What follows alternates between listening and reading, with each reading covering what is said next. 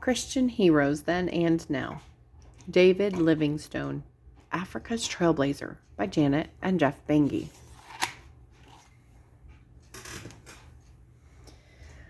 Chapter 3. Science or Religion? The choice had haunted David Livingstone for 8 years now. David wanted to become a Christian, but so many wonderful scientific discoveries were taking place in the world that it was hard for him to think of turning his back on them to give his life to God. David constantly puzzled over the dilemma before him, until 1832, when a book came to his rescue. Philosophy of a Future State by Dr. Dick was loaned to David by the Reverend Moore, pastor of the Congregational Church the Livingstone family attended. Although the title of the book did not sound exciting, the contents grabbed David's attention from the start. Dr. Dick was a thoroughly Christian man, and in the book, he argued that God was a scientific designer and that the diligent study of biology, botany, chemistry, and astronomy would draw the student closer to God. According to Dr. Dick, who was himself a famous Scottish astronomer, a person could pursue both God and science. The two could go together. David was stunned. This was exactly what he had thought, but he'd never found any evidence that others agreed with him. Now he was free to become a Christian without having to reject science and a knowledge of the natural world around him. After praying and asking God to guide his life, David was still a little unsure how to go about telling his father that he wanted to pursue science and that it wasn't an evil thing to know about the insides of the body or the reason why the stars cross the night sky. Thankfully, something happened that changed David's father's mind. At church, the Reverend Moore read a long letter entitled, "To the Churches of Britain and America on behalf of China," to the congregation from a Dr. Charles Gutzloff. In the letter, Dr. Gutzloff told of the tremendous need for missionaries in China and recommended medical training as the best kind of training for a missionary. As a doctor, a missionary could speak to the people about God while healing them physically.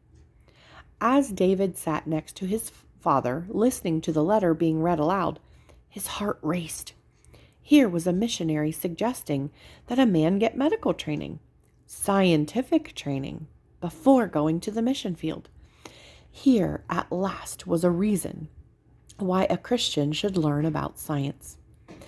As the family walked the 3 miles home from church that morning, David and his father fell into step together.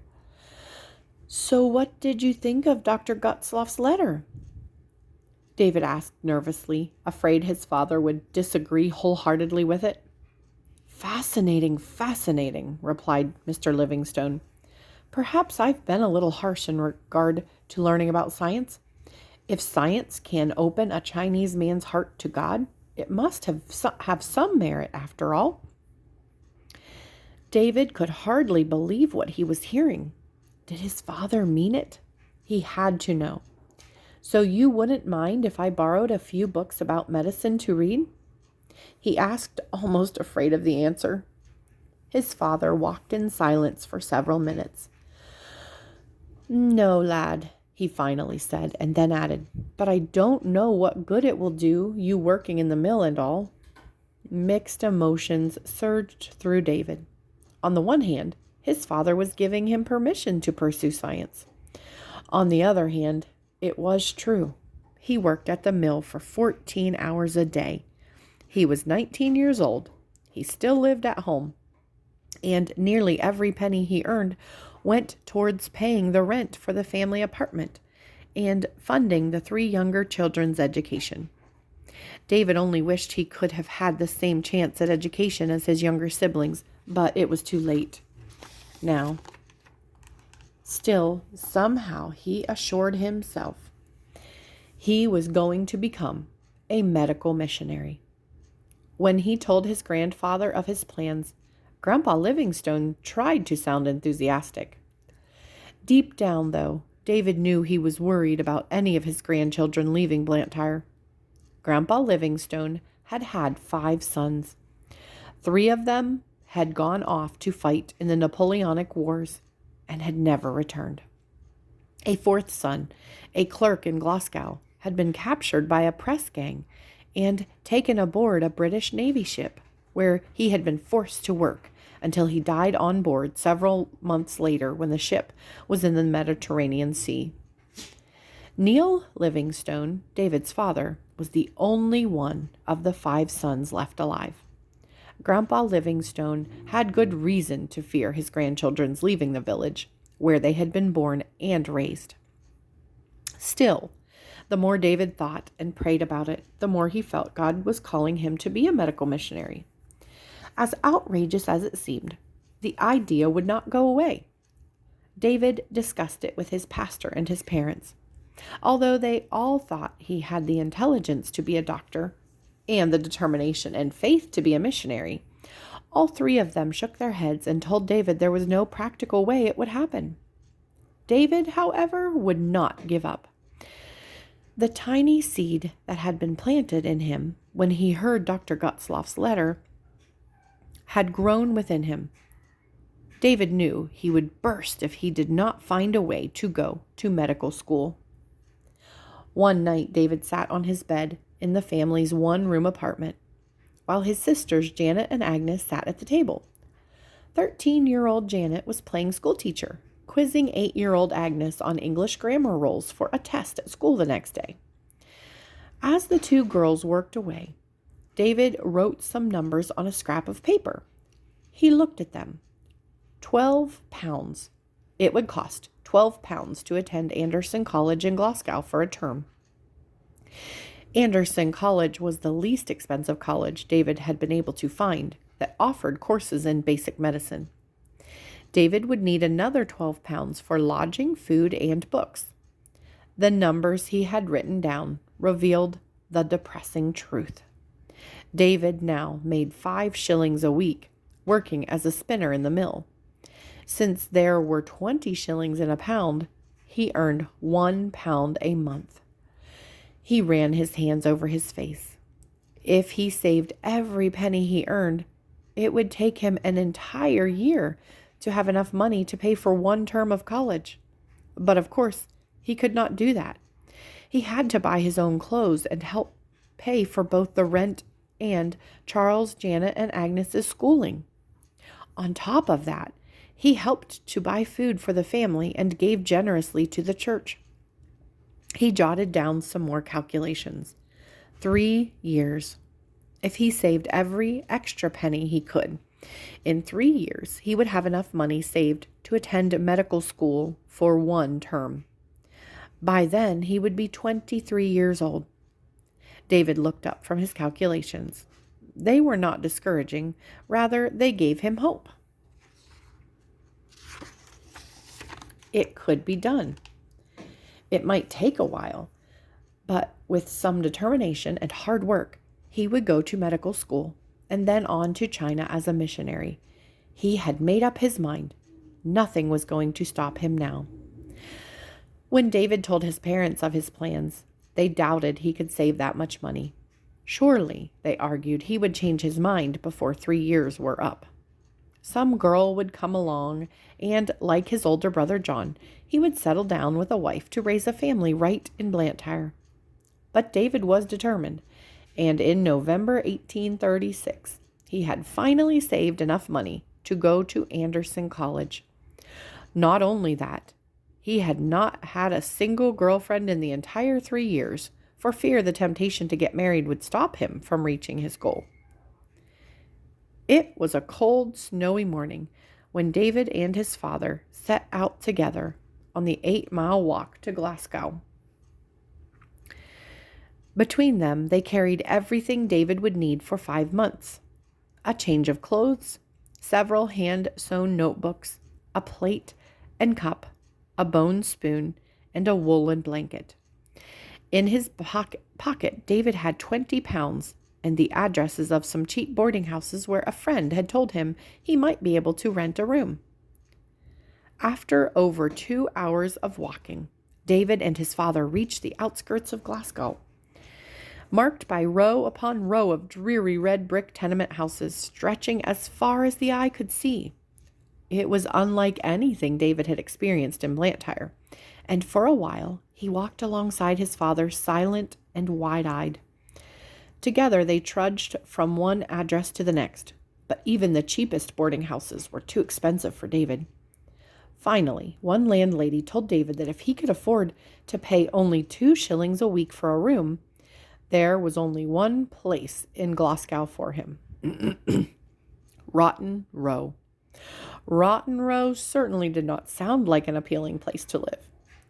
But David and his father followed the landlady's directions and soon found themselves standing in front of a dilapidated wooden building. Several babies were crying loudly inside, and a woman was yelling at the top of her voice. David knocked gingerly on the well-worn door. "It's not locked," came a reply from inside. David turned the knob, and he and his father entered a dingy, candlelit hallway. "Well, what is it you'd be wanting, then?" asked a stout older woman with a dirty apron tied around her waist. "Do you have a room I could rent?" asked David, looking around the dusty hallway. "I have only one," replied the woman, "upstairs, second on the right. It has a bed and a chair in it. The bathroom is out the back door, and I'll give you a cupboard in the kitchen to keep your food. Now, how does that sound for 2 shillings a week, eh? A bargain, I'd say." David sighed. Even without seeing the bedroom, he knew it was hardly a bargain, but it was a roof over his head and a place to keep his books. "I'll take it," he said. "That will be 4 shillings, said the woman shrewdly. 2 for the first week's rent and 2 for a deposit. "I'll put my things upstairs and bring the money down in a moment," said David, picking up his bag and heading for the stairs. The room was every bit as bad as he had imagined it would be. Mold grew on the inside of the walls, and there wasn't enough space in the room for David and his father to step inside and shut the door. It took only a moment for David to put his things away. "Well, God bless you, lad," said Mr. Livingstone. "You know we'll do whatever we can for you, and we want you to come home whenever you can spare the time." With that, he shook his son's hand and began the walk back to Blantyre. David stood on the doorstep and watched his father disappear around the corner of the building. For the first time in his life, 23-year-old David Livingstone felt completely alone. He had never spent a single night away from home before, and he had always had his brothers and sisters and parents and grandparents around him.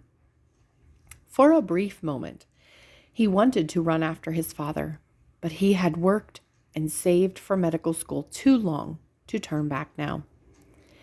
Impossible as it was to believe, the bed in David's tiny room was even more uncomfortable than it looked, and David was glad to climb out of it early the following morning. A big day lay ahead of him. By mail, he had enrolled in chemistry, medical Greek, and religion classes, but now it was time to meet his professors and fellow students. David would never forget his first weeks of study at Anderson College. He woke up every morning with the excitement of going on a new adventure, an adventure in learning. Until now, all of his schooling had been done after a long day of work at the mill. Now he could study in the morning and afternoon when his mind was fresh. What a change it was to be able to read and textbooks notes without forcing himself to stay awake. He had read his textbooks through from cover to cover, long before his professors were finished introducing their courses. And he stayed long after class debating what he had learned with the other students. For the first time, David felt he was mixing with people who valued learning as much as he did.